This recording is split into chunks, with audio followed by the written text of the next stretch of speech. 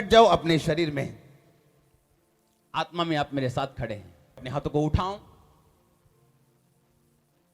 Church में आने का पहला मकसद, प्रायोरिटी, वर्ड ऑफ गॉड है, परमेश्वर का वचन है जिसे हम सुनने के लिए आते हैं। अगर आप बिलीव करते हैं कि आज परमेश्वर ने वचन आपके लिए भेज दिए हैं, तो इसका मतलब आप छुटकारे के लिए तैयार हैं।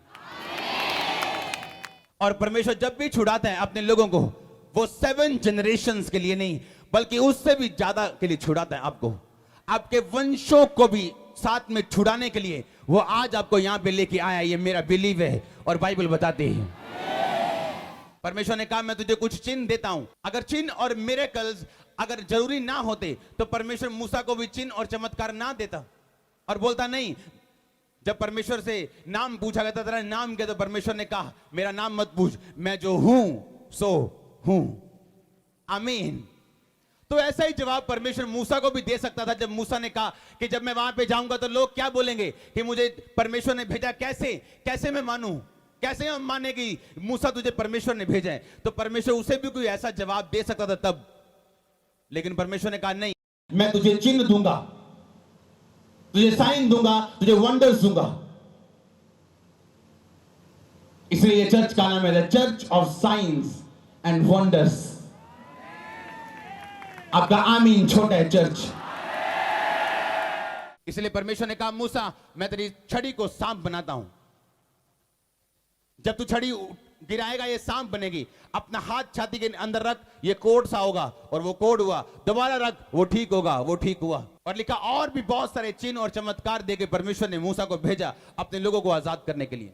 आज बहुत सारे लोग सेंसिटिव नहीं है अपनी आत्मा में, लेकिन इस चर्च का जन्म ही इसलिए हुआ आपको सेंसिटिव बनाने के लिए। आप जानते जब लोग सेंसिटिव नहीं होते, हारून सेंसिटिव नहीं था, जिसे बोलते ना सेंसिटिव की हिंदी मेरे को नहीं मालूम, समझदार सा, छोटी छोटी बातों को ध्यान से समझने वाला सेंसिटिव इंसान। वो जानता था कि वो अगुवे के रूप में नहीं चुना गया, बल्कि मूसा के कहने से वो चुना गया। हालेलुया। लेकिन बाइबल में लिखा है उसकी पदवी परमेश्वर ने ऊंची की, लेकिन फिर भी जब मूसा ने एक मैरिज की तो वो मूसा के खिलाफ बोला। बाइबल में लिखा, ये जानते हुए चाहे मूसा उससे छोटा है पर अगुआ मूसा है। आमीन। जो सेंसिटिव नहीं होता वो अब्यूज करते हैं, गाली देते हैं प्रिविलेज को। प्रिविलेज यानी एक मौका जो परमेश्वर ने आपको दिया।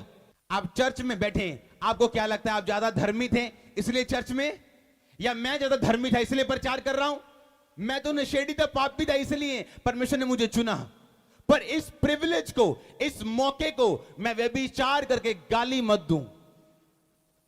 क्या आपको लगता है कि आप ज्यादा धर्मी थे इसलिए आप चुने गए? नहीं, बाइबल में लिखा हम पापी ही थे, तो बिना सोचे समझे जो हमने कार्य किए थे अपने पाप में, परमेश्वर ने हम पे अनुग्रह किया, अपने पुत्र प्रभु यीशु मसीह के द्वारा हमें बचाया। तो अगर परमेश्वर ने आप पे प्रिविलेज दिया, आपको मौका दिया, उस मौके को गाली मत दो। आप कई बार देखते हैं मंत्रियों के साथ पीए होते, पीए पर्सनल असिस्टेंट, वो बड़े मशहूर हो जाते हैं वो भी मंत्रियों के साथ। तो परमेश्वर ने उन्हें मंत्री होने के लिए तो नहीं बुलाया, लेकिन अगर वो ये सोचें मैं मंत्री क्यों नहीं हूं, तो अपनी वो भी पोजीशन से भी वो मार खा जाएंगे, नीचे चले जाएंगे। तो जो कुछ परमेश्वर ने दिया एज ए प्रिविलेज, उसे संभाल के रखो अगर आप चाहते परमेश्वर का हाथ आप पे बना रहे तो। फिर मैं बोल रहा हूं, एक अपने आप को दूसरे के साथ कंपेयर मत करो। आपकी कॉल अलग है, आप अलग जन्मे। आमीन। आप जानते हैं एक चीज, आप बॉर्न विनर हैं। आपको शायद पता नहीं क्यों, आपकी माता के गर्भ में 70 लाख से 1 करोड़ बच्चे गए थे, पर आप रेस में फर्स्ट आए। आपको मालूम है आप बॉर्न विनर हैं, बॉर्न, आप बॉर्न विनर हैं, बॉर्न, आप जन्मे ही। और आपको शायद समझ नहीं आ रही मैं क्या बोल रहा हूं। लिखा उचित समय पे वो तुम्हें बढ़ाएगा, लेकिन यहोवा के हाथ के नीचे, प्रभु के हाथ के नीचे दीनता से रहो। आमीन। अब्यूज किया हारून ने अपनी पदवी को, और मूसा को जज करने चला। और परमेश्वर ने कहा तू मूसा को जज मत कर, इसको जज करना मेरा काम है। इसलिए हारून को सजा यह मिली कि 40 साल जिस देश को देखने के लिए वो काम करता रहा, वो कनान देश में परमेश्वर ने उसे जाने नहीं दिया। और मरियम को सजा यह मिली, उसकी बड़ी बहन को, बोलती थी क्या मूसा से ही परमेश्वर बात करता है, हम भी तो प्रॉफिट्स हैं। और परमेश्वर ने कहा मरियम तू भी कौड़ी रहेगी। और 7 दिन तक इजराइल का सारा जो लोग थे, सारा उनका जो इकट्ठ था वो रुका रहा, 7 दिन इंतजार करता रहा मरियम के चंगे होने का। आप एक विश्वासी हैं, आज एक विश्वासी की कुर्सी पे आप बैठे हैं, गाली मत दो उसे। मुझे हैरानी होती है जब हमारे क्रिश्चियन लड़के एक बाल खड़े करके, एक ब्राउन करके और हाथ में मोबाइल पकड़ के और जियो का नेट डलवा के और नुक्कड़ पे खड़े हैं और लड़कियां छेड़ रहे हैं। आप अपने क्रिश्चियन होने को गाली दे रहे हो, और जब आप गाली दोगे परमेश्वर आपको छोड़ेगा नहीं। हालेलुया। आप देखो नॉन सेंसिटिव इंसान कौन है? शाऊल। जिसे मालूम है लोग मेरे खिलाफ होंगे, लोग मुझे बुरा कह सकते हैं, मैं एक राजा होने के नाते मेरी पदवी पे ये बात शोभा नहीं देती, पर वो नॉन सेंसिटिव हो चुका है, अपनी पदवी को पहचान नहीं रहा कि यहोवा ने उसे राजा होने के लिए अभिषेक किया। तो एक राजा की पदवी के अनुसार उसकी कुछ उसकी बाउंड्रीज हैं, कुछ उसे करना है, उस पदवी को उसने गाली नहीं देनी। और दाऊद इतना सेंसिटिव है, वो जानते हैं कि मुझे कहां जाना है और कहां नहीं जाना। शाऊल इतना नॉन सेंसिटिव हो गया, अपनी पदवी भूल गया, अपनी राजा होने की कुर्सी भूल गया, बस उसको मारने के लिए तैयार है वो। अगर आप नॉन सेंसिटिव इंसान हैं, नॉनसेंस इंसान हैं, तो भी आप तैयार हो जाओ, फिर परमेश्वर आपको ब्लेस नहीं करने वाला। कितने समझ रहे हैं इस वचन को? अब देखो शाऊल को मारना नहीं चाहिए उसे, क्योंकि वो शाऊल राजा की कुर्सी के ऊपर है, उसकी कुर्सी के ऊपर दाग लगता है, उसकी कुर्सी पे धब्बा लगता है, पर वो नॉन सेंसिटिव हो चुके हैं। जो समझदार है, जो जानता है उसे कहां जाना है कहां नहीं जाना, वो बना रहा अपनी कुर्सी तक। और इसीलिए दाऊद अपने राजा, एक राजा जो होता था वो पीएम नहीं, मैं आपको बार बार बताता हूं, पीएम अलग है, पीएम चेंज होता है हर 5 साल में। उसकी पार्टी जीती तो वो पीएम है, पार्टी हारी इस बार तो वो पीएम नहीं है। लेकिन राजा किसी लोगों के चुनाव से नहीं, बल्कि परमेश्वर के चुनाव से चुना जाता था। और तमाम उम्र के लिए राजा का बने रहना यह रेयर होता था, रेयर, क्योंकि राजा के दिनों में उसके खिलाफ कोई ना कोई कांड होता था, या ਉਹਦਾ कोई सेनापति या ਉਹਦੀ कोई टीम ਦਾ ਮੈਂਬਰ ਹਮੇਸ਼ਾ ਉਹਨੂੰ ਮਰਵਾਉਣ ਦੇ ਲਈ ਤਿਆਰ ਰਹਿੰਦੇ ਸੀ। और बहुत ਘੱਟ ਰਾਜੇ ਹੁੰਦੇ ਸੀਗੇ ਜਿਹੜੀ पूरी उम्र तक बुढ़े होके मरते सी, बहुत घट। ਤੁਸੀਂ लंबा जियोगे अगर सेंसिटिव रहोगे ਤਾਂ। ਉਹਨੇ ਸਭ ਨੂੰ ਬਰਾਬਰ ਚੁਣਿਆ, सब ਲਈ ਇੱਕੋ ਹੀ ਵਚਨ ਹੈ ਬਾਈਬਲ 'ਚ, ਕਹਿੰਦਾ ਤੂੰ ਮੈਨੂੰ ਨਹੀਂ ਚੁਣਿਆ, ਮੈਂ ਤੈਨੂੰ ਚੁਣਿਆ ਤੇ ਠਹਿਰਾਇਆ, ਤੂੰ ਬਹੁਤ ਸਾਰਾ ਫਲ ਲੈ ਕੇ ਆਏ। ਇਹ योजना है, ਇਹ ਨਹੀਂ ਕਿ ਉਹ ਪਾਸਟਰ ਨੂੰ ਕਹਿ ਰਿਹਾ ਜਾਂ ਇੱਕ ਪ੍ਰੇਰਿਤ ਨੂੰ ਕਹਿ ਰਿਹਾ, ਉਹ ਸਭ ਨੂੰ ਕਹਿ ਰਿਹਾ, ਉਹ ਪ੍ਰੋਫੈਟਸ ਨੂੰ ਨਹੀਂ ਕਹਿ ਰਿਹਾ ਕੱਲਿਆਂ ਨੂੰ। ਕਹਿੰਦਾ ਮੈਂ ਤੈਨੂੰ ਇਸ ਲਈ ਚੁਣਿਆ ਤੇ ਠਹਿਰਾਇਆ ਤੂੰ ਫਲ ਲੈ ਕੇ ਆ ਸਕੇ ਔਰ ਤੇਰਾ ਫਲ ਬਣਿਆ ਰਵੇ। ਤੁਸੀਂ ਕਿੱਦਾਂ ਆਪਣੀ ਵਿਸ਼ਵਾਸੀ ਹੋਣ ਦੀ ਕੁਰਸੀ ਨੂੰ ਗਾਲਾਂ ਕੱਢ ਸਕਦੇ ਹੋ ਸਿਗਰਟ ਪੀ ਕੇ, ਸ਼ਰਾਬ ਪੀ ਕੇ? ਇੱਕ ਨॉन सेंसिटिव इंसान कभी लंबा नहीं जी सकता, कभी ब्लेस नहीं जी सकता। जो तुसी ਇਹਦਾ वचन पढ़ो, पहला शमूएल और 30 आयत में लिखा, तब शाऊल का क्रोध योनातन पर भड़क उठा और उसने कहा, हे कुटिला राजद्रोही के पुत्र, क्या मैं नहीं जानता कि तेरा मन तो यिशै के पुत्र पे लगा है, इससे तेरी आशा का टूटना और तेरी माता का अनादर ही होगा। सब बोलो आमीन। कितने भी इस वचन दे विच मैनूं एक गल दसो कि योनातन दी मम्मी शाऊल दी वाइफ दा कोई रोल सीगा किसी चीज दे विच? दसो, किते ओदा नाम आया, किते ओदी गलबात आई कोई है? पर शाऊल की कह रहा,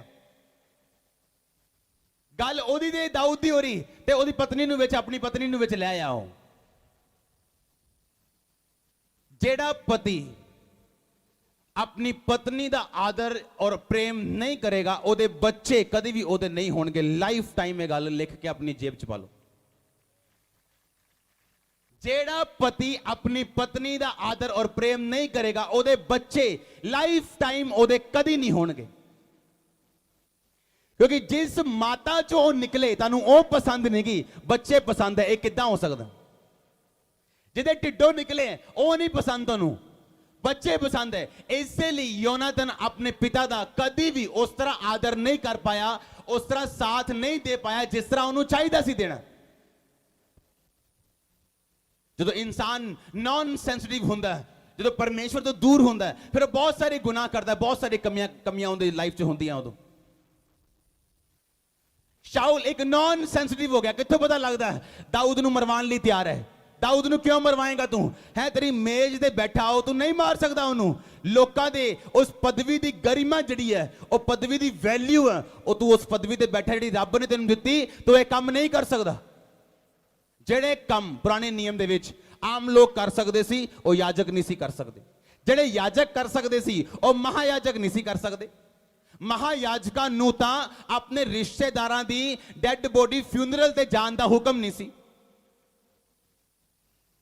ਪਰ ਯਾਜਕ ਕਰ ਸਕਦੇ ਸੀ ਕੁਝ ਚੀਜ਼ਾਂ ਕਰ ਸਕਦੇ ਸੀ ਕੁਝ ਨਹੀਂ ਪਰ ਲੋਕ ਸਭ ਕੁਝ ਕਰ ਸਕਦੇ ਸੀ ਉਹ ਤੁਹਾਨੂੰ ਜਿੰਨਾ ਦੇਣਾ ਚਾਹੁੰਦਾ ਹੈ ਉਹਨਾਂ ਡਿਮਾਂਡ ਕਰਦਾ ਤੁਹਾਡੇ ਤੋਂ ਇੱਕ ਨੌਨ ਸੈਂਸਿਟਿਵ ਇਨਸਾਨ ਬੇਵਕੂਫ ਇਨਸਾਨ ਉਹ ਹੈ ਜਿਹੜਾ ਕਦੀ ਆਪਣੀ ਵਾਈਫ ਦਾ ਆਦਰ ਔਰ ਉਹਨੂੰ ਪ੍ਰੇਮ ਨਹੀਂ ਕਰੇਗਾ ਔਰ ਉਹ ਜੋ ਆਪਣੀ ਵਾਈਫ ਨਾਲ ਕਰ ਰਿਹਾ ਉਹਦੇ ਬੱਚੇ ਉਹਦੇ ਨਾਲ ਕਰਨਗੇ ਇਹ ਗਾਰੰਟੀ ਹੈ ਤੁਹਾਡੇ ਜੀਵਨ ਐਦਾਂ ਦੇ ਹੋਣੇ ਚਾਹੀਦੇ ਕਿ ਲੋਕ ਜਦੋਂ ਤੁਹਾਡੇ ਘਰਾਂ ਦੇ ਵਿੱਚ ਆ ਕੇ ਬੈਠਣ ਪ੍ਰਚਾਰ ਕਰਨ ਤੋਂ ਪਹਿਲਾਂ ਤੁਹਾਡਾ ਘਰ ਦੇਖ ਕੇ ਉਹਨਾਂ ਨੂੰ ਪ੍ਰਚਾਰ ਹੋ ਜਾਵੇ ਤੁਸੀਂ ਬਾਈਬਲ ਦੇਖੋ ਨੌਨ ਸੈਂਸਿਟਿਵ ਇਨਸਾਨ ਜਿਹੜੇ ਹੈ ਉਹਨਾਂ ਨੇ ਮਾਰ ਖਾਧੀ ਜਿਨ੍ਹਾਂ ਨੇ ਆਪਣੇ ਪ੍ਰਿਵਿਲੇਜ ਨੂੰ ਆਪਣੇ ਮੌਕੇ ਨੂੰ ਆਪਣੇ ਤੇ ਜਿਹੜੀ ਦਇਆ ਹੋਈ ਉਹਨੂੰ ਗਾਲ ਕੱਢੀ ਦਾਊਦ ਦੀ ਵਾਈਫ ਉਹਨੂੰ ਕਹਿੰਦੀ ਤੂੰ ਕਿ ਜਨਾਨੀਆਂ ਵਾਂਗੂ ਨੱਚੀ ਜਾਂਦਾ ਸੀ ਤੇਰੀ ਬਾਡੀ ਨਜ਼ਰ ਆਉਂਦੀ ਸੀ ਤੇਰਾ ਢਿੱਡ ਨਜ਼ਰ ਆਉਂਦਾ ਸੀ ਤੂੰ ਨੱਚੀ ਜਾਂਦਾ ਸੀ ਕਹਿੰਦਾ ਜਿਸ ਪਰਮੇਸ਼ਵਰ ਨੇ ਮੈਨੂੰ ਉੱਚਾ ਕੀਤਾ ਔਰ ਤੇਰੇ ਬਾਪ ਦਾ ਰਾਜ ਮੈਨੂੰ ਦਿੱਤਾ ਕਿਉਂਕਿ ਉਹ ਸ਼ਾਉਲ ਦੀ ਕੁੜੀ ਸੀ ਕਹਿੰਦਾ ਉਸ ਪਰਮੇਸ਼ਵਰ ਦੇ ਨਾਮ 'ਚ ਮੈਂ ਹੋਰ ਨੀਵਾ ਹੋਊਂਗਾ ਤਾਂ ਕਿ ਮੈਨੂੰ ਹੋਰ ਉੱਚਾ ਕਰ ਸਕੇ ਔਰ ਬਾਈਬਲ ਦੇ ਲਿਖਿਆ ਉਸ ਦਿਨ ਤੋਂ ਬਾਅਦ ਮੀਕਲ ਦੇ ਦਾਊਦ ਦੀ ਵਾਈਫ ਦੇ ਕਦੀ ਕੋਈ ਸੰਤਾਨ ਨਹੀਂ ਹੋਈ ਉਹ ਬਾਂਝ ਰਹੀ ਸਾਰੀ ਉਮਰ ਕਿਉਂ ਨੌਨ ਸੈਂਸਿਟਿਵ ਬਾਈਬਲ ਦੱਸਦੀ ਹੈ ਇਸਤਰੀ ਨੂੰ ਤੇਰਾ ਪਤੀ ਤੇਰਾ ਕੀ ਹੈ ਜਦੋਂ ਸਿਰ ਨੰਗਾ ਕਰੇਂਗੀ ਕੌਣ ਨੰਗਾ ਹੋਏਗਾ ਤੂੰ ਖੁਦ ਜਦੋਂ ਪਤੀ ਨੂੰ ਨੰਗਾ ਕਰੇਂਗੀ ਤੇਰਾ ਸਿਰ ਕੀ ਹੋਊਗਾ ਫਿਰ ਬੇਇੱਜ਼ਤੀ ਤੇਰੀ ਹੋਊਗੀ ਔਰ ਜਦੋਂ ਅਸੀਂ ਸੈਂਸਿਟਿਵ ਹੋ ਜਾਂਦੇ ਹਾਂ ਸੈਂਸਿਟਿਵ ਹਰ ਇੱਕ ਗੱਲ ਦੇ ਲਈ ਸਾਨੂੰ ਪਤਾ ਹੈ ਪਰਮੇਸ਼ਵਰ ਦਾ ਵਚਨ ਕੀ ਕਹਿੰਦਾ ਸਾਨੂੰ ਪਤਾ ਹੈ ਅਸੀਂ ਕੀ ਕਰਨਾ ਸਾਨੂੰ ਹਰ ਇੱਕ ਚੀਜ਼ ਸਾਨੂੰ ਨੌਲੇਜ ਹੈ ਲੋਕੀ ਤੁਹਾਡੇ ਘਰਾਂ 'ਚ ਐਂਟਰ ਕਰਨਗੇ ਤੁਹਾਨੂੰ ਪੁੱਛਣਗੇ ਨਹੀਂ ਤੁਹਾਨੂੰ ਦੱਸਣਗੇ ਯਾਰ ਪਰਮੇਸ਼ਵਰ ਦੀ ਪ੍ਰੈਜ਼ੈਂਸ ਤੁਹਾਡੇ ਘਰਾਂ ਦੇ ਵਿੱਚ ਹੈ ਮੈਂ ਇੱਥੇ ਤੱਕ ਘਰ ਕਦੀ ਨਹੀਂ ਦੇਖਿਆ ਮੈਂ ਇੰਨਾ ਬਲੈਸ ਕਰ ਕਦੀ ਨਹੀਂ ਦੇਖਿਆ ਆਪਣੀ ਪ੍ਰਿਵਿਲੇਜ ਨੂੰ ਗਾਲਾਂ ਨਾ ਕੱਢੋ ਜਿੱਥੇ ਹੈਗੇ ਹੋ ਉੱਥੇ ਪਰਮੇਸ਼ਵਰ ਦੀ ਪਵਿੱਤਰਤਾਈ ਦੇ ਵਿੱਚ ਬਣੇ ਰਹੋ ਅਗਰ ਇੱਕ ਮੰਤਰੀ ਦੇ ਤੌਰ ਤੇ ਬੁਲਾਏ ਗਏ ਹੋ ਉਹਦੇ ਪੀਏ ਦੇ ਤੌਰ ਤੇ ਬੁਲਾਏ ਗਏ ਹੋ ਆਪਣੇ ਦਿੱਤੇ ਗਏ ਪਰਮੇਸ਼ਵਰ ਦੇ ਪ੍ਰਿਵਿਲੇਜ ਨੂੰ ਗਾਲ ਨਾ ਕੱਢੋ ਉਹ ਤੋਂ ਉੱਤਰ ਦੇ ਕੇ ਆਪਣੇ ਆਪ ਨੂੰ ਨੀਵਾ ਨਾ ਸਮਝੋ ਪਰਮੇਸ਼ਵਰ ਫਿਰ ਤੁਹਾਨੂੰ ਲਿਖਿਆ ਉਚਿਤ ਟਾਈਮ ਦੇ ਉੱਤੇ ਬਲੈਸ ਕਰੇਗਾ ਉਹ ਤੁਹਾਨੂੰ ਵਧਾਏਗਾ ਆਪਣੀ ਬੁਲਾਹਟ ਤੇ ਬਣੇ ਰਹੋ ਬੀ ਸੈਂਸਿਟਿਵ ਹਰ ਫੰਕਸ਼ਨ ਤੁਸੀਂ ਅਟੈਂਡ ਨਹੀਂ ਕਰ ਸਕਦੇ ਤੁਸੀਂ ਰੀਅਲ ਕ੍ਰਿਸਚੀਅਨ ਹੋ ਤਾਂ ਮੈਂ ਰਿਐਲਿਟੀ ਦੱਸ ਰਿਹਾ ਤੁਹਾਨੂੰ ਹੋਲੀ ਸਪਿਰਿਟ ਤੁਹਾਨੂੰ ਰੋਕੇਗਾ ਅਗਰ ਤੁਸੀਂ ਸੈਂਸਿਟਿਵ ਹੋ ਉਹਦੀ ਗੱਲ ਨੂੰ ਸਮਝਦੇ ਹੋ ਆਵਾਜ਼ ਨੂੰ ਅਗਰ ਸਮਝਦੇ ਹੋ ਤਾਂ ਹਰ ਬੰਦੇ ਨਾਲ ਤੁਸੀਂ ਦੋਸਤੀ ਨਹੀਂ ਕਰੋਗੇ ਹਰ ਸਾਈਟ ਤੁਸੀਂ ਚੈੱਕ ਨਹੀਂ ਕਰੋਗੇ ਹਰ ਫੇਸਬੁੱਕ ਪ੍ਰੋਫਾਈਲ ਤੇ ਤੁਸੀਂ ਚੈੱਕ ਕਰਨ ਨਹੀਂ ਅਗਰ ਹੋਲੀ ਸਪਿਰਿਟ ਤੁਹਾਡੇ ਅੰਦਰ ਹੈਗਾ ਤਾਂ ਅਗਰ ਤੁਸੀਂ ਨੌਨ ਸੈਂਸਿਟਿਵ ਹੋ ਤੁਸੀਂ ਕਿਤੇ ਵੀ ਜਾ ਸਕਦੇ ਹੋ ਕੁਝ ਵੀ ਖਾ ਸਕਦੇ ਹੋ ਕੋਈ ਲੰਗਰ ਪ੍ਰਸ਼ਾਦ ਚੱਲਣ ਦੇ ਸਾਰਾ ਕੁਝ ਕਿਤੇ ਜਾਣਾ ਘੁੰਮਣ ਚੱਲਣ ਦੇ ਮੋਬਾਈਲ ਤੇ ਕੁਝ ਵੀ ਦੇਖਣ ਦੇ ਕਿਉਂ ਆਪਾਂ ਨੌਨ ਸੈਂਸਿਟਿਵ ਆ ਔਰ ਆਉਣ ਵਾਲੇ ਟਾਈਮ 'ਚ ਫਿਰ ਗਾਇਬ ਹੋਣ ਲਈ ਤਿਆਰ ਆ ਮਰਨ ਦੇ ਲਈ ਵੀ ਤਿਆਰ ਆ ਸਾਡੀ ਕੋਈ ਹੋਂਦ ਕੋਈ ਸਾਡੇ ਕੋਈ ਵੈਲਿਊ ਨਹੀਂ ਹੋਏਗੀ ਆਉਣ ਵਾਲੇ ਟਾਈਮ ਦੇ ਵਿੱਚ ਇਸ ਲਈ ਨਾ ਸੀਡੀ ਕੱਢੋ ਕਿ ਤੁਸੀਂ ਗਾਣਾ ਚਾਹੁੰਦੇ ਹੋ ਜਾਂ ਲੋਕਾਂ ਨੂੰ ਦਿਖਾਣਾ ਚਾਹੁੰਦੇ ਹੋ ਜਾਂ ਪੈਸਾ ਕਮਾਉਣਾ ਚਾਹੁੰਦੇ ਹੋ ਇਸ ਕਰਕੇ ਕੱਢੋ ਕਿ ਤੁਸੀਂ ਅਨੋਇੰਟਿੰਗ ਲੋਕਾਂ ਦੇ ਵਿੱਚ ਦੇਣਾ ਚਾਹੁੰਦੇ ਹੋ ਅਨੋਇੰਟਿੰਗ ਫੈਲਾਉਣਾ ਚਾਹੁੰਦੇ ਹੋ ਵਚਨ ਦੀ ਗਹਿਰਾਈ ਫੈਲਾਉਣਾ ਚਾਹੁੰਦੇ ਹੋ ਤੁਸੀਂ ਆਮੀਨ ਇਸ ਕਰਕੇ ਨਾ ਤੁਸੀਂ ਕਿਤਾਬਾਂ ਕੱਢੋ ਤੁਸੀਂ ਪੈਸਾ ਕਮਾਉਣਾ ਚਾਹੁੰਦੇ ਹੋ ਇਸ ਕਰਕੇ ਕੱਢੋ ਕਿ ਵਚਨ ਵਰਡ ਲੋਕਾਂ ਦੇ ਸਪਿਰਿਟ ਦੇ ਅੰਦਰ ਜਾਏ ਸੈਂਸਿਟਿਵ ਹੋਣ ਲੋਕ ਪਰਮੇਸ਼ਵਰ ਦੇ ਨਾਮ ਦੇ ਵਿੱਚ ਭੋਲੇ ਹੋ ਕੇ ਨਾ ਬਣੇ ਰਹਿਣ ਲੇਕਿਨ ਭੋਲਾ ਅੱਗੇ ਵੱਧਦਾ ਤੇ ਮਾਰ ਖਾਂਦਾ ਪਰ ਚਲਾਕ ਜਿਹੜਾ ਉਹ ਬਚ ਜਾਂਦਾ ਚਲਾਕ ਬਣੋ ਪਰਮੇਸ਼ਵਰ ਦੇ ਵਚਨ ਦੇ ਮੁਤਾਬਿਕ ਚਲਾਕ ਬਣੋ ਸੱਪ ਦੇ ਵਾਂਗ ਲਿਖਿਆ ਹੋਸ਼ਿਆਰ ਬਣੋ ਸੱਪ ਨੂੰ ਪਤਾ ਕਿੱਦਾਂ ਬਚਣਾ ਹੈ ਤੁਹਾਨੂੰ ਪਤਾ ਹੋਣਾ ਚਾਹੀਦਾ ਕਿੱਦਾਂ ਬਚਣਾ ਆਮੀਨ।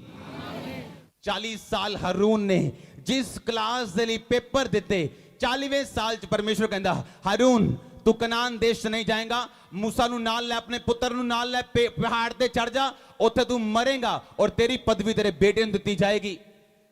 10 ਸਾਲ ਤੁਸੀਂ ਅਗਰ ਲਾਇਰ ਬਣਨ ਲਈ ਸਟੱਡੀ ਕੀਤੀ ਹੋਏ ਔਰ ਪ੍ਰੈਕਟੀਕਲ ਕੀਤੇ ਹੋਣ ਔਰ 10 ਸਾਲ ਬਾਅਦ ਤੁਹਾਨੂੰ ਦੱਸਿਆ ਜਾਵੇ ਕਿ ਤੁਸੀਂ ਲਾਇਰ ਦੀ ਪਦਵੀ ਔਰ ਉਹਦਾ ਸਰਟੀਫਿਕੇਟ ਔਰ ਤੁਸੀਂ ਕੁਝ ਨਹੀਂ ਕਰ ਸਕਦੇ, ਤੁਹਾਨੂੰ ਕਿਤੇ ਤਾਂ ਲੱਗੇਗਾ। ਪਰਮੇਸ਼ਵਰ ਦੇ ਦਾਸ ਨੇ ਕਿਹਾ ਬਾਈਬਲ ਦੇ ਵਿੱਚ, ਕਹਿੰਦਾ ਮੈਂ ਨਹੀਂ ਚਾਹੁੰਦਾ ਤੁਸੀਂ ਕੀਤਾ ਹੋਇਆ ਪਰਿਸ਼ਰਮ, ਤੁਹਾਡੀ ਕੀਤੀ ਹੋਈ ਮਿਹਨਤ ਜਿਹੜੀ ਆ ਵਿਅਰਥ ਹੋਏ, ਕਿਉਂਕਿ ਮਿਹਨਤਾਂ ਵਿਅਰਥ ਹੁੰਦੀਆਂ ਨੇ, ਹੁੰਦੀਆਂ ਮਿਹਨਤਾਂ ਵਿਅਰਥ। ਜਦੋਂ ਅਸੀਂ ਸੈਂਸ ਦੇ ਨਾਲ ਮਿਹਨਤ ਨਹੀਂ ਕਰਦੇ ਤਾਂ ਕੀਤੀਆਂ ਮਿਹਨਤਾਂ, ਕੀਤੀਆਂ ਪ੍ਰਾਰਥਨਾਵਾਂ, ਬੋਏ ਗਏ ਬੀਜ ਵਿਅਰਥ ਹੁੰਦੇ ਆ। ਫਿਰ ਪਰਮੇਸ਼ਵਰ ਨੇ ਤੈਨੂੰ ਸੈਂਸ ਦੇ ਨਾਲ ਚੱਲਣ ਦੇ ਲਈ ਬੁਲਾਇਆ, ਨਾ ਕਿ ਨੌਨਸੈਂਸ ਬਣਨ ਦੇ ਲਈ ਬੁਲਾਇਆ।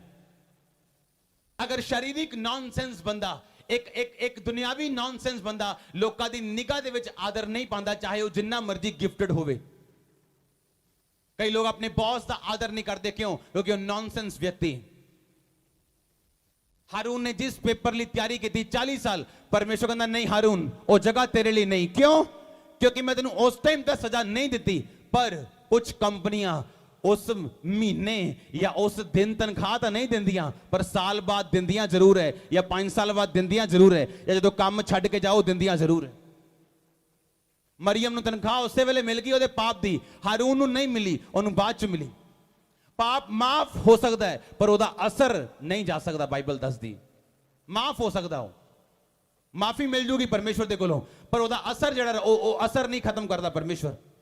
ਪ੍ਰੈਸ਼ਰ ਨਹੀਂ ਚੱਲ ਪਾਇਆ ਲੋਕਾਂ ਦਾ।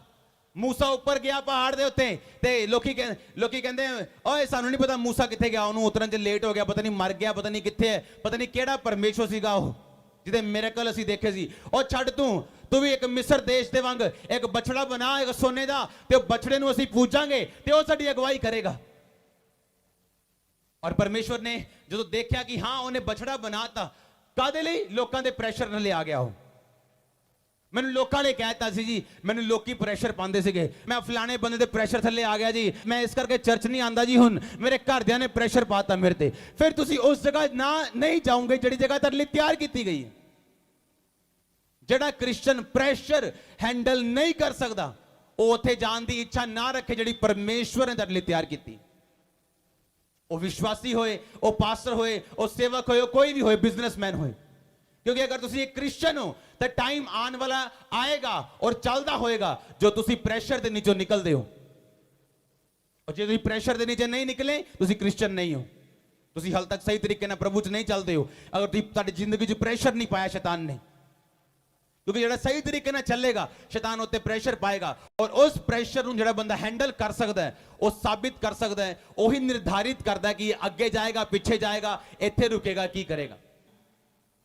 ਅੱਜ ਲੋਕਾਂ ਨੂੰ ਪ੍ਰੈਸ਼ਰ ਹੈਂਡਲ ਕਰਨਾ ਨਹੀਂ ਆਉਂਦਾ, ਇਸ ਲਈ ਉਹ ਆਪਣੀ ਜ਼ਿੰਦਗੀ 'ਚ ਉੱਥੇ ਨਹੀਂ ਪਹੁੰਚ ਪਾਉਂਦੇ ਹੋ ਜਿਹੜੀ ਰੱਬ ਨੇ ਤਿਆਰ ਕੀਤੀ ਹੈ ਉਹਨਾਂ ਦੇ ਲਈ।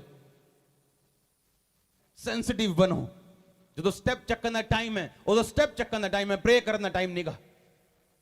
ਜਦੋਂ ਲੋਕਾਂ ਦੇ ਵਿੱਚ ਇਕਰਾਰ ਕਰਨ ਦਾ ਟਾਈਮ ਹੈ ਪਰਮੇਸ਼ਵਰ ਦੇ ਬਾਰੇ, ਉਦੋਂ ਇਕਰਾਰ ਕਰਨ ਦਾ ਟਾਈਮ ਹੈ, ਪ੍ਰੇ ਕਰਨ ਦਾ ਟਾਈਮ ਨਹੀਂਗਾ। ਉਦੋਂ ਤੂੰ ਲੋਕਾਂ ਦੇ ਸਾਹਮਣੇ ਮੇਰਾ ਇਕਰਾਰ ਕਰੇਗਾ, ਮੈਂ ਸਵਰਗਦੂਤਾਂ ਦੇ ਸਾਹਮਣੇ ਤੇਰਾ ਇਕਰਾਰ ਕਰਾਂਗਾ। ਤੈਨੂੰ ਲੋਕਾਂ ਦੇ ਸਾਹਮਣੇ ਸ਼ਰਮ ਆਏਗੀ ਤੇ ਮੈਨੂੰ ਵੀ ਸ਼ਰਮ ਆਏਗੀ, ਮੈਨੂੰ ਵੀ ਸ਼ਰਮ ਆਏਗੀ, ਕਹਿੰਦੇ ਕਿ ਇਹ ਮੇਰਾ ਬੱਚਾ ਹੈ, ਮੈਨੂੰ ਵੀ ਸ਼ਰਮ ਆਏਗੀ, ਮੈਂ ਵੀ ਮੂੰਹ ਲੁਕਾਉਂਦਾ ਫਿਰਾਂਗਾ ਤੇਰੇ ਤੋਂ। ਸ਼ਾਉਲ ਇੱਕ ਨੌਨ ਸੈਂਸਿਟਿਵ ਇਨਸਾਨ ਕਿਤੇ ਨਹੀਂ ਪਹੁੰਚਿਆ, ਦੇਖੋ ਦੁਸ਼ਮਣ ਦੇ ਹੱਥੋਂ ਮਾਰਿਆ ਗਿਆ, ਜਦ ਕਿ ਇਜ਼ਰਾਈਲੀ ਮੱਸਾ ਨਹੀਂ ਕੀਤਾ ਗਿਆ ਕਿ ਉਹ ਦੁਸ਼ਮਣ ਦੇ ਹੱਥੋਂ ਮਰੇ। ਇਜ਼ਰਾਈਲੀ ਮਤਲਬ ਦੁਸ਼ਮਣਾਂ ਦੇ ਉੱਤੇ ਜਿੱਤ ਪਾਉਣ ਵਾਲਾ ਇਨਸਾਨ। ਤੁਸੀਂ ਇਜ਼ਰਾਈਲੀ ਹੋ ਆਤਮਾ ਦੇ ਵਿੱਚ, ਮੈਂ ਇਜ਼ਰਾਈਲੀ ਹਾਂ। ਸਾਨੂੰ ਖਤਨੇ ਕਰਾਉਣ ਦੀ ਲੋੜ ਤਾਂ ਨਹੀਂ ਹੈ, ਬਲੀਆਂ ਚੜਾਉਣ ਦੀ ਲੋੜ ਤਾਂ ਨਹੀਂ ਹੈ, ਲੇਕਿਨ ਬਾਈਬਲ ਦੱਸਦੀ ਹੈ ਅਸੀਂ ਯਿਸੂ ਮਸੀਹ ਦੇ ਵੰਸ਼ ਦੇ ਲੋਕ ਹਾਂ। ਅਸੀਂ ਮਸਾ ਨਹੀਂ ਕੀਤੇ ਗਏ ਕਿ ਦੁਸ਼ਮਣ ਸਾਡੇ ਤੇ ਚੜਾਈ ਕਰੇ ਔਰ ਜਿੱਤੇ। ਅਸੀਂ ਮਸਾ ਇਹ ਗੱਲ ਦੇ ਲਈ ਕੀਤੇ ਗਏ ਹਾਂ ਕਿ ਦੁਸ਼ਮਣ ਜਦ ਵੀ ਚੜਾਈ ਚੜੇ, ਜਦ ਵੀ ਨਾਮ ਨੀਚਾ ਕਰਨ ਦੀ ਕੋਸ਼ਿਸ਼ ਕਰੇ, ਹਮੇਸ਼ਾ ਸ਼ਰਮਿੰਦਾ ਹੋਵੇ, ਸਾਡੇ ਨਾਮ ਨੂੰ ਉੱਚਾ ਹੁੰਦਾ ਦੇਖੇ। ਕੁਝ ਦੁਸ਼ਮਣ ਪਰਮੇਸ਼ਵਰ ਤੁਹਾਡੇ ਖਤਮ ਇਸ ਕਰਕੇ ਨਹੀਂ ਕਰਦਾ ਕਿ ਸਦਾ ਤੁਹਾਡੀ ਤਰੱਕੀ ਔਰ ਬਰਕਤ ਨੂੰ ਦੇਖਦੇ ਰਹਿਣ ਔਰ ਪਰਮੇਸ਼ਵਰ ਦੀ ਮਹਿਮਾ ਕਰਦੇ ਰਹਿਣ। ਆਓ ਜਰਾ ਆਮੀਨ ਛੋਟਾ ਚਰਚ। ਕਈ ਲੋਕਲ ਦੁਸ਼ਮਣ ਪਰਮੇਸ਼ਵਰ ਮਾਰਦਾ ਨਹੀਂ, ਜਿਹੜੇ ਛੋਟੇ ਛੋਟੇ ਛਿਟਪੁਟ ਜਵਾਨੀ ਦੱਸੀ, ਪਰਮੇਸ਼ਵਰ ਕਹਿੰਦਾ ਦੇਖਦਾ ਰਹਿ ਤੂੰ ਉਹਦੀ ਬਰਕਤ। ਦੇਖਦਾ ਰਿਹਾ ਅੱਜ ਪੂਰੀ ਗਰਾਊਂਡ ਬਾਹਰ ਤੱਕ, ਬਾਹਰ ਦੇ ਵੀ ਬਾਹਰ ਦੀ ਗਰਾਊਂਡ ਤੂੰ ਦੇਖ।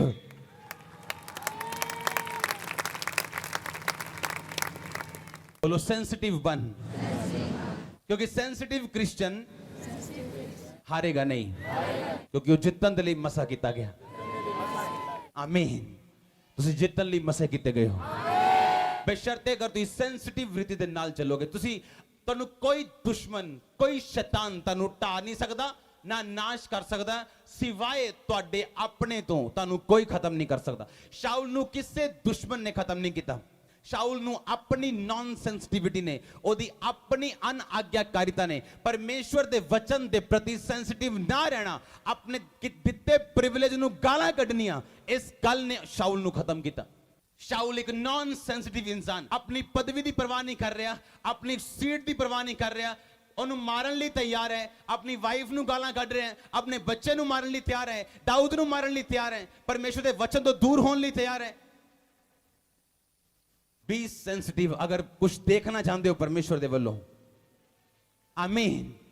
गाला ना कड्डो अपने प्रिविलेज नू, अपने मौके नू परमेश्वर ने जड़ दिता तुहानू। इसलिए परमेश्वर ने क्या सीगा कि एक बंदा उन्हें विआह रखिया, अपने लोकां नू बुलाया, ते कोई कहंदा मैं खेत चलना, कोई कहंदा मैं बैल ले परखन चलना, कोई कहंदा मैं काम नू चलना, कोई नहीं आया। कहंदा जाओ ते चौराहियां च जाके लंगड़े लूले गरीब अमीर सब सद लियाओ, सब सद ले। राजा गया अपने विआह दे भोज दे विच जिहड़े गरीबां नू सद्दिया सी, कहंदा ओए तू विआह दा वस्त्र नहीं पाया। उन्हें गरीब विआह दा वस्त्र कित्थों पाएगा? गरीब पाएगा विआह दा वस्त्र? तुसीं तां आप ओनू चौराहे तो चुक के लैके आए हो, विआह दा वस्त्र किद्दां पा के आऊगा? ਉਹ ਤਾਂ ਪਹਿਲੇ ਰਿਕਸ਼ੇ ਵਾਲਾ ਬੰਦਾ ਹੁਣ ਵਿਆਹ ਦਾ ਵਸਤਰ ਕਿੱਦਾਂ ਪਾ ਕੇ ਆਊਗਾ? ਬਾਈਬਲ ਦੱਸਦੀ ਜੋ ਰਾਜਾ ਆਮ ਲੋਕਾਂ ਨੂੰ ਸੱਦਦਾ ਸੀਗਾ ਵਿਆਹ, ਆਪਣੇ ਵਿਆਹ ਦੇ ਵਿੱਚ, ਤੇ ਆਪਣੀ ਅਲਮਾਰੀ, ਰਾਇਲ ਅਲਮਾਰੀ ਖੋਲ ਕੇ ਉਹਨਾਂ ਨੂੰ ਕੱਪੜੇ ਆਫਰ ਕਰਦਾ ਸੀਗਾ। ਉਹ ਕੱਪੜੇ ਪਾ ਕੇ ਹੀ ਉਹ ਲੋਕ ਵਿਆਹ 'ਚ ਜਾ ਸਕਦੇ ਸੀ। ਪਰ ਇਹ ਬੰਦਾ ਇੰਨਾ ਮੂਰਖ ਸੀ ਕਿ ਜਦੋਂ ਰਾਜੇ ਦੇ ਬੰਦਿਆਂ ਨੇ ਉਹਨੂੰ ਆਪਣੇ ਕੱਪੜੇ ਆਫਰ ਕੀਤੇ, ਇੱਕ ਤਾਂ ਉਹ ਪ੍ਰਿਵਿਲੇਜ ਭੁੱਲ ਗਿਆ, ਮੌਕਾ ਭੁੱਲ ਗਿਆ ਕਿ ਮੈਂ ਇਸ ਭੋਜ 'ਚ ਸ਼ਾਮਿਲ ਜ਼ਿੰਦਗੀ 'ਚ ਨਹੀਂ ਹੋ ਸਕਦਾ। ਜੇ ਮੈਨੂੰ ਬੁਲਾ ਹੀ ਲਿੱਤਾ ਗਿਆ ਤੇ ਰਾਜਾ ਆਪਣਾ ਕੱਪੜਾ ਦੇ ਕੇ ਮੈਨੂੰ ਭੋਜ ਵਿੱਚ ਬੁਲਾ ਰਿਹਾ, ਤੇ ਮੈਂ ਕਿਉਂ ਨਾ ਕੱਪੜੇ ਪਾ ਕੇ ਜਾਵਾਂ? ਉਦਾਂ ਹੀ ਚਲਾ ਗਿਆ। ਰਾਜਾ ਕਹਿੰਦਾ ਇਹਨੂੰ ਬੰਨੋ, ਸੁੱਟੋ ਤੇ ਨਰਕ 'ਚ ਸੁੱਟੋ। ਆਪਣੇ ਪ੍ਰਿਵਿਲੇਜ ਨੂੰ ਗਾਲਾਂ ਕਦੀ ਨਾ ਕੱਢੋ, अपने मौके नू कदी गाल ना कड्डो। तुसी और मैं किद्दां बुलाए गए हैं? असी यहूदी दा नहीं आ, परमेश्वर नू जानदे तां नहीं सीगे, पापी सीगे हाँ कि ना? प्रभु कहंदा सद लो इन्हां नू, अन्य जातियां नू सद्दो, क्योंकि मेरे लोकां ने मैनू क्रूस ते चढ़ाया, हुण अन्य जातियां नू सद्दो। अन्य जातियां सद्दियां गईयां, असी लोग सद्दे गए हैं, बुलाए गए हैं। भीड़ दे वांग परमेश्वर दे अलमारी दे विचों धार्मिकता दे वस्त्र ओदे लहू नाल धोते हुए परमेश्वर नू ऑफर करदा है, ते फिर ना असी पाइए, फिर भोज च शामिल हो जाए। परमेश्वर पूछे हाँ भी तेरे कपड़े कित्थे ने? ਉਹ ਤਾਂ ਮੈਂ ਜੀ ਰਾਤ ਨੂੰ ਲਾਤੇ ਸੀ, ਬਲੂ ਫਿਲਮ ਦੇਖਦੇ ਜੀ, ਉਹ ਤਾਂ ਮੈਂ ਜੀ ਸਿਗਰਟ ਪੀਂਦੇ ਰਸਤੇ 'ਚ ਲਾਤੇ ਸੀ, ਉਹ ਮੈਂ ਖੈਣੀ ਲਾਈ ਸੀ, ਮੇਰੇ ਕੱਪੜੇ ਉੱਥੇ ਹੀ ਲੱਥ ਗਏ। ਪਰਮੇਸ਼ਰ ਕਹਿੰਦਾ ਨੂੰ ਫੜੋ ਤੇ ਸੁੱਟੋ ਜਿੱਥੇ ਰੋਣਾ ਤੇ ਦੰਦਾਂ ਦਾ ਪੀਸਣਾ ਹੋਏਗਾ।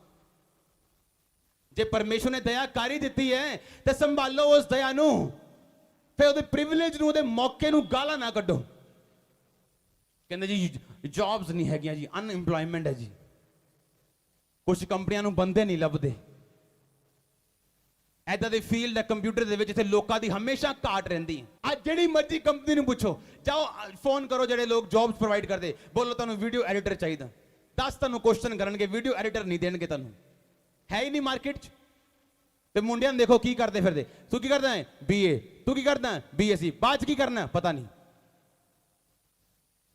तैनूं पता किदां नहीं तू BA तो बाद की करना, BSc तो बाद की करना, तू MSc करी जाना, उस तो ऊपर पढ़ी जाना, तू करना की बाद पता नहीं। बाद कहना सरकार का दोष, सरकार का दोष नहीं, तुहाडे डफर दिमाग का दोष है, सरकार का दोष नहीं है। तुसी सरकार दे हिसाब नाल नहीं ब्लैस हुंदे, तुसी यहोवा परमेश्वर दे हिसाब नाल ब्लैस हुंदे हो।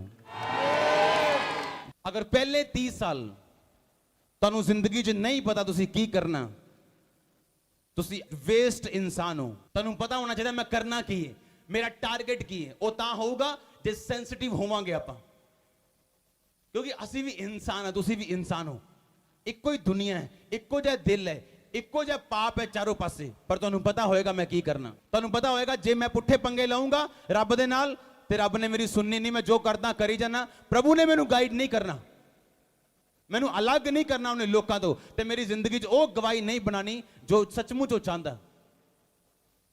ਇੱਕ ਛੋਟੇ ਬੱਚੇ ਨੂੰ ਉਹਦਾ ਪਿਤਾ ਖਾਣਾ ਦੇ ਸਕਦਾ ਹੈ, ਪਾਣੀ ਦੇ ਸਕਦਾ ਹੈ, ਰੋਟੀ ਦੇ ਸਕਦਾ ਹੈ, ਕੱਪੜੇ ਦੇ ਸਕਦਾ ਹੈ, ਪਰ ਉਹਨੂੰ ਕਾਰ ਦੀ ਚਾਬੀ ਨਹੀਂ ਦੇ ਸਕਦਾ। ਇੱਕ ਪਾਪ ਕਰਨ ਵਾਲਾ ਛੋਟਾ ਬੱਚਾ ਕ੍ਰਿਸਚੀਅਨ ਪ੍ਰਭੂ ਉਹਨੂੰ ਖਾਣ ਪੀਣ ਨੂੰ ਦੇ ਸਕਦਾ ਹੈ, ਉਹਨੂੰ ਨੌਕਰੀ ਦੇ ਸਕਦਾ ਹੈ, ਪਰ ਉਹਨੂੰ ਵੱਡੀਆਂ ਚੀਜ਼ਾਂ ਨਹੀਂ ਦੇ ਸਕਦਾ। ਤੇ ਮਤ ਉਹ ਸੋਚੇ ਕਿ ਮੈਂ ਖਾਣਾ ਪੀਣਾ ਤੇ ਸ਼ਾਇਦ ਪਰਮੇਸ਼ਵਰ ਦੀ ਬਰਕਤ ਮੇਰੇ ਉੱਤੇ, ਉਹ ਪਰਮੇਸ਼ਵਰ ਦੀ ਗ੍ਰੇਸ ਹੈ, ਉਹ ਦਇਆ ਹੈ, ਪਰ ਉਹ ਤੈਨੂੰ ਚਾਬੀ ਨਹੀਂ ਦੇਗਾ ਗੱਡੀ ਦੀ, ਅਲਮਾਰੀਆਂ ਦੀ। ਤੁਹਾਡੇ ਨਾਮ ਦੇ ਪ੍ਰਾਪਰਟੀ ਕਰਕੇ ਨਹੀਂ ਜਾਏਗਾ। ਤੁਸੀਂ ਸੰਭਾਲਣ ਵਾਲੇ ਨਹੀਂ ਹੋ, ਤੁਸੀਂ ਬੱਚੇ ਹੋ ਆਪਣੀ ਸਪਿਰਿਟ ਦੇ ਵਿੱਚ। ਤੁਸੀਂ ਆਪਣੇ ਕ੍ਰਿਸਚੀਅਨ ਹੋਣ ਨੂੰ ਗਾਲਾਂ ਨਹੀਂ ਕੱਢ ਸਕਦੇ। ਹਰ ਵਾਈਫ ਦੇ ਕੋਲ ਹੱਕ ਹੈ ਪੁੱਛਣ ਦਾ ਆਪਣੇ ਹਸਬੈਂਡ ਨੂੰ ਕਿ ਪੈਸਾ ਜਿਹੜਾ ਕਮਾਉਂਦੇ ਹੋ ਕਿੱਥੋਂ ਆਇਆ ਹੋ, ਕਿਉਂਕਿ ਉਹ ਪੈਸਾ ਤੁਹਾਡੇ ਬੱਚਿਆਂ 'ਚ ਜਾਣਾ, ਤੁਹਾਡੀ ਬਾਡੀ 'ਚ ਜਾਣਾ। ਜੇ ਉਹ ਚੋਰੀ ਦਾ ਹੋਇਆ ਤਾਂ ਤੁਹਾਡੇ ਅੰਦਰੋਂ ਨਿਕਲਣਾ ਵੀ ਆ। ਤੇ ਖੂਹ ਦੀ ਮਿੱਟੀ ਕਿਹਨੂੰ ਲੱਗਣੀ ਹੈ? ਉਹ ਘੁੰਮ ਘੁਮਾ ਕੇ ਨਿਕਲੇ, ਸਿੱਧੀ ਨਿਕਲੇ, ਉਹ 10 ਸਾਲ ਬਾਅਦ ਨਿਕਲੇ, ਉਹ ਲੱਗਣੀ ਹੈ। ਆਪਣੀ ਲਾਈਫ ਨੂੰ ਐਦਾਂ ਦਾ ਬਣਾਓ ਕਿ ਕ੍ਰਿਸਚੀਅਨਿਟੀ ਤੁਹਾਡੀ ਲਾਈਫ 'ਚ ਨਜ਼ਰ ਆਏ। ਤੁਸੀਂ ਗਾਲਾਂ ਨਾ ਕੱਢੋ ਇਨਡਾਇਰੈਕਟਲੀ ਪਰਮੇਸ਼ਵਰ ਨੂੰ, ਅਬਿਊਜ਼ ਨਾ ਕਰ ਸਕੋ ਤੁਸੀਂ ਪਰਮੇਸ਼ਵਰ ਨੂੰ। ਹੁਣ ਕਿੱਦਾਂ ਦੋ ਲੋਕ ਜਿਹੜੇ ਵਚਨ ਸੁਣਦੇ ਹੈ, ਜੇ ਬਾਅਦ 'ਚੋਂ ਮਿਲਣਗੇ, ਉਹ ਲੜਕਾ ਲੜਕੀ ਬਾਅਦ 'ਚੋਂ ਮਿਲਣਗੇ, ਕੀ ਸੋਚ ਕੇ ਮਿਲਣਗੇ? ਉਹ ਕਿ ਵਚਨ ਯਾਦ ਨਹੀਂ ਆਏਗਾ ਉਹਨਾਂ ਨੂੰ? ਕਿ ਸ਼ਰਮ ਨਹੀਂ ਆਏਗੀ ਇੱਕ ਦੂਸਰੇ ਨਾਲ ਹੈਲੋ ਕਰਦੇ ਹੋਏ? ਕ੍ਰਿਸਚੀਅਨ ਵੈਲਿਊਜ਼ ਸਾਡੇ ਘਰਾਂ ਦੇ ਵਿੱਚ ਹੋਣੀਆਂ ਚਾਹੀਦੀਆਂ, ਤੁਹਾਡੇ ਬਿਜ਼ਨਸ 'ਚ ਹੋਣੀਆਂ ਚਾਹੀਦੀਆਂ। ਕਿ ਮੈਂ ਸ਼ਾਇਦ ਪਰਮੇਸ਼ਵਰ ਨੇ ਇਸੇ ਲਈ ਮੈਨੂੰ ਇੱਕ ਬਿਜ਼ਨਸ ਫੈਮਿਲੀ 'ਚ ਚੁਣਿਆ। ਔਰ ਜਦ ਮੇਰੀ ਚਰਚ 5000 ਲੋਕ ਆਉਂਦੇ ਸੀਗੇ ਤਾਂ ਵੀ ਮੈਂ ਆਪਣੇ ਬਿਜ਼ਨਸ ਤੇ ਗੁਜ਼ਾਰਾ ਕਰਦਾ ਸੀ, ਆਪਣੇ ਬਿਜ਼ਨਸ ਨੂੰ ਕਰਦਾ ਸੀ। ਔਰ ਬਿਜ਼ਨਸ ਕਰਦੇ ਮੈਂ ਝੂਠ ਨਹੀਂ ਸੀ ਬੋਲਦਾ, ਲੋਕਾਂ ਨੂੰ ਸ਼ਾਇਦ ਯਕੀਨ ਹੋਏ ਨਾ ਹੋਏ। ਮੈਂ ਕਦੇ ਨਹੀਂ ਕਹਿਣਾ ਨਾ ਜੀ ਇਹ ਤਾਂ ਟਾਈਲ ਮੈਨੂੰ ਜੀ 200 ਦੀ ਆਈ ਹੈ ਜੀ, ਤੇ ਆਈ ਭਾਵੇਂ 150 ਦੀ ਹੋਏ। ਮੇਰਾ ਜਵਾਬ ਹੁੰਦਾ ਸੀ ਨਹੀਂ ਜੀ ਮੇਰਾ ਮਾਰਜਨ ਇਹੀ ਹੈ ਜੀ, ਤੁਹਾਡਾ ਦਿਲ ਕਰਦਾ ਲੈ ਲਓ, ਨਹੀਂ ਤਾਂ ਪਈ ਹੈ, ਕੋਈ ਹੋਰ ਲੈ ਲੇਗਾ। ਆਮੀਨ। ਕ੍ਰਿਸਚੀਅਨ ਵੈਲਿਊਜ਼ ਕਿੱਦਾਂ ਖਰਾਬ ਕਰ ਸਕਦੇ ਹਾਂ ਦੱਸੋ? ਇੱਕ ਲੜਕੀ ਦੇ ਵਿਗੜਨ ਦੇ ਵਿੱਚ ਉਹਦੀ ਮਾਂ ਦਾ 90% ਹੱਥ ਹੈ, ਹਾਂ ਕਿ ਨਾ? ਕਈ ਵਾਰੀ ਸ਼ਕਤੀ ਮਾਤਾ ਪਿਤਾ ਦੀ, ਚਾਹੇ ਉਹ ਸਰੀਰਕ ਮਾਤਾ ਪਿਤਾ ਹੋਣ ਜਾਂ ਆਤਮਿਕ ਮਾਤਾ ਪਿਤਾ ਹੋਣ, ਉਹਨਾਂ ਦੀ ਸ਼ਕਤੀ ਕਈ ਵਾਰ ਚੰਗੀ ਨਹੀਂ ਲੱਗਦੀ, ਪਰ ਉਹ ਸ਼ਕਤੀ ਕਾਹਦੇ ਲਈ ਹੈ? ਉਹਨਾਂ ਨੂੰ ਡਿਸਪਲਿਨ ਦੇ ਵਿੱਚ ਰੱਖਣ ਦੇ, ਤਾਂ ਕਿ ਜਦੋਂ ਪਰਮੇਸ਼ਵਰ ਦੇ ਚੁਣਾਵ ਦਾ ਟਾਈਮ ਆਵੇ ਇਹ ਲੜਕੀ ਇਹ ਲੜਕਾ ਰਿਜੈਕਟ ਨਾ ਹੋਵੇ। ਕਿਉਂਕਿ ਰਿਜੈਕਟ ਵੀ ਹੁੰਦੇ ਆ ਲੋਕੀ, ਮੈਂ ਕੀਤੇ ਆ ਰਿਜੈਕਟ, ਹੁੰਦੇ ਆ ਲੋਕੀ ਰਿਜੈਕਟ।